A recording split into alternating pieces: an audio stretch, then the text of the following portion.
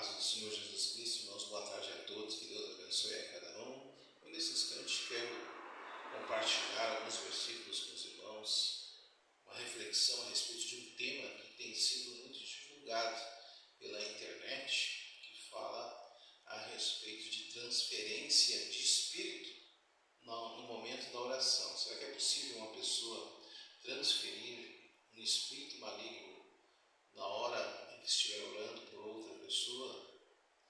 Vi um vídeo que me foi passado, irmãos, a respeito de um pastor que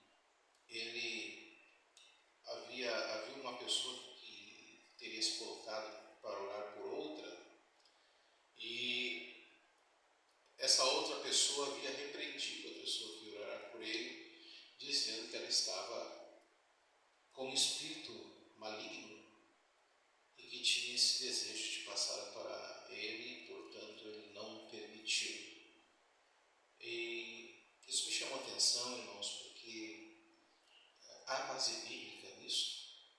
Então esse pastor, ele deu como um fato verdadeiro essa possibilidade de passar, de fazer essa transferência de um espírito que está maligno, que está numa pessoa para outra.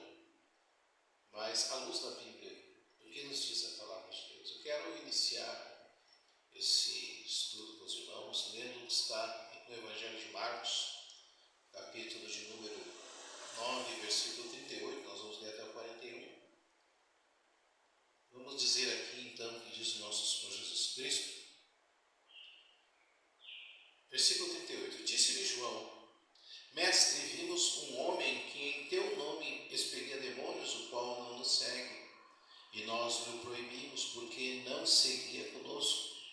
Mas Jesus respondeu: Não lhe proibais, porque ninguém há que faça milagres em meu nome, e logo a seguir possa falar mal de mim. Pois quem não é contra nós, é por nós. Porquanto aquele que vos der de beber um copo de água em meu nome, porque sois de Cristo, em verdade vos digo que de modo algum perderá o seu galardão. Então nós vemos aqui uma situação em que João, um dos principais entre os 12 apóstolos, João, ele relata ao Senhor Jesus Cristo uma situação de um homem que não seguia o grupo então dos discípulos, junto ao Senhor sempre estava ali os 12 apóstolos, havia também mais uma multidão de discípulos que estavam ali aprendendo e acompanhando, mas havia também a multidão que era outros, que eram os curiosos, aquelas pessoas que iam lá só pelo milagre, mas não tomavam a decisão, E então, pelo relato de João aqui, ele não havia identificado esse homem entre o grupo daqueles que estavam ali então se preparando. Então ele declara que esse homem estava expulsando demônios em nome do Senhor, e ele havia proibido. Mas chama atenção a resposta do Senhor Jesus no versículo 39, que disse: Não lhe proibais, porque ninguém há que faça milagre em meu nome, e logo a seguir possa falar mal de mim, pois quem não é contra nós é por nós. Então a resposta do Senhor Jesus Cristo não foi proibitória, pelo contrário, ele disse: não lhe proibais. Ele, em um momento, ele disse para João: verifique somente se ele faz parte do nosso grupo de discípulos, ou se ele está cadastrado em alguma sinagoga. Veja também se ele recebeu o batismo de João. Não houve nenhuma recomendação do Senhor Jesus Cristo, que também não disse para João: tem que tomar cuidado, porque ele pode transferir, se ele não estiver na comunhão, ele pode transferir um espírito maligno para a vida daquela outra pessoa. Muito pelo contrário, ele disse: não lhe proibai, porque ninguém há que faça milagres em meu nome e logo a seguir possa falar mal de mim, pois quem não é contra nós é por nós. Isso me faz sempre crer, irmãos, que quando a pessoa manifesta a fé no nome do Senhor Jesus Cristo, ela recebe a autoridade. Por quê? Porque é o nome do Senhor quem é o que opera. É no nome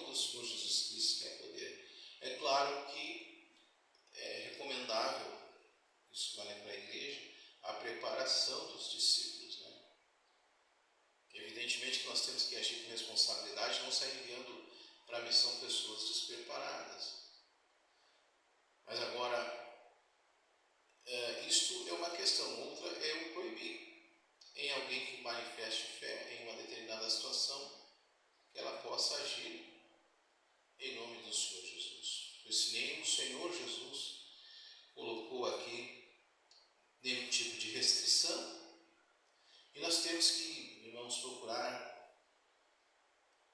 sempre trazer o ensinamento à luz da palavra. Nós estamos vivendo um tempo de apostasia, e a apostasia ela se gera muito pelas falsas doutrinas, né?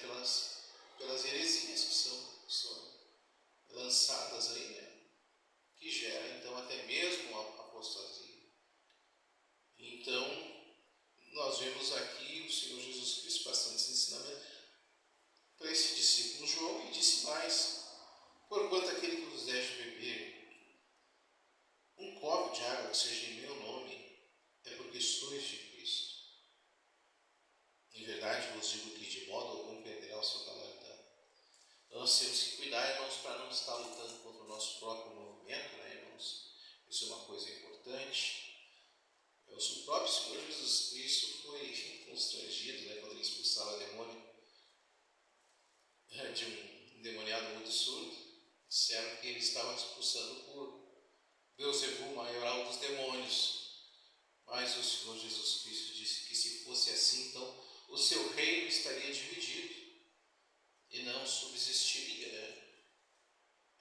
Agora, eu quero ler com os irmãos também, agora a respeito da pregação da palavra, um texto que está lá em Filipenses capítulo 1. Isso é importante também, nós deixamos bem claro, a respeito da pregação. E também não há proibitório para quem quer que no seu coração queira pregar o Evangelho. Evidentemente que uma coisa é pregar o Evangelho, outra coisa é constituir igreja, né? Porque para te constituir uma igreja, isso deve passar por outra já constituída, até porque ninguém pode se autodeclarar liderança, pastor, ministro, etc. Então, para os irmãos lá do capítulo 1 da Epístola do apóstolo Paulo aos Filipenses, lá no versículo 15, olha o que nos diz a palavra de Deus, palavras do apóstolo Paulo, que nos diz assim: alguns efetivamente proclamam a Cristo por inveja e porfia, outros, porém, o fazem de boa vontade. Estes por amor, sabendo que estou incumbido da defesa do Evangelho. Aqueles, contudo, pregam a Cristo por discórdia, insinceramente, julgando suscitar tribulações às minhas cadeias. Todavia, que importa? Uma vez que Cristo, de qualquer modo, está sendo pregado, quer por pretexto, quer por verdade, também com isso me regozijo. Sim, e sempre me regozijarei.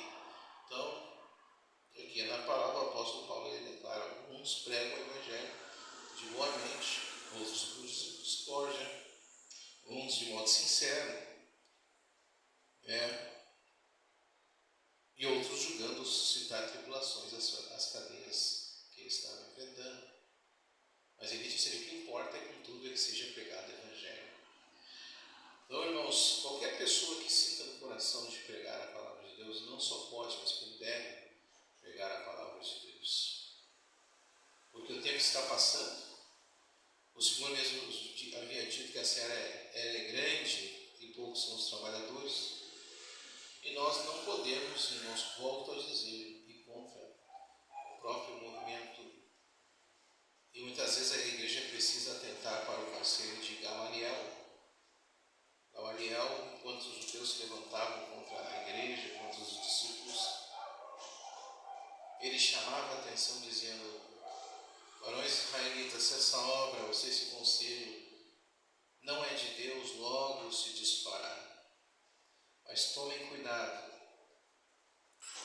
para que porventura não estejam lutando contra Deus.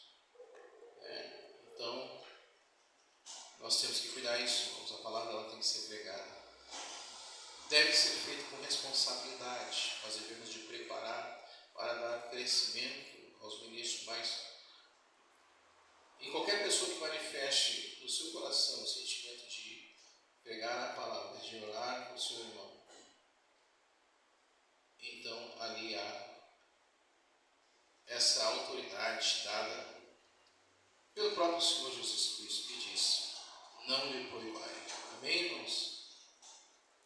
Quero deixar essas palavras para reflexão, porque o apóstolo Paulo ele havia dito: ainda que venha o anjo do céu, até mesmo um dos apóstolos, e vos pregue outro evangelho, que seja anátema. E nós estamos vivendo tempos de falsas doutrinas, apostasias, e nós, Igreja de Cristo, devemos ser cuidadosas. Eu estou aqui nessa tarde, nós temos culto logo mais às 20 horas, mas deixo esse comentário para os irmãos.